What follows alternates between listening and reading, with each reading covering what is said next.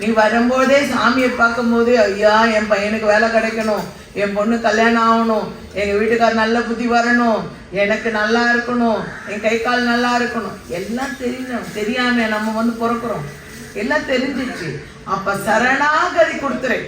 அங்க கும்பிடும் பொழுது, நீ அறியாமல் நான் பிறக்கவில்லை, நான் என் உள்ளம் உருக, என் உயிர் உருக, என் உடல் உருக, நான் உன் காலடிக்கு சமர்ப்பணம். இறைவா என்னை ஏற்றுக்கொள்.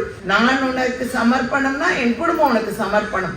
அதனால் சரணாகதி தருகிறேன், ஏற்றுக்கொள் ஏற்றுக்கொள். ஓம் நமச்சிவாய போற்றிக்கொள். முடிஞ்சிச்சா? அப்ப உன்னையும் கொடுத்துற.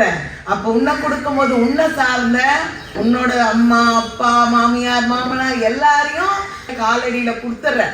நீ ஏன் தனித்தனியா வேண்ட குழப்பதைய உண்டாக்குற?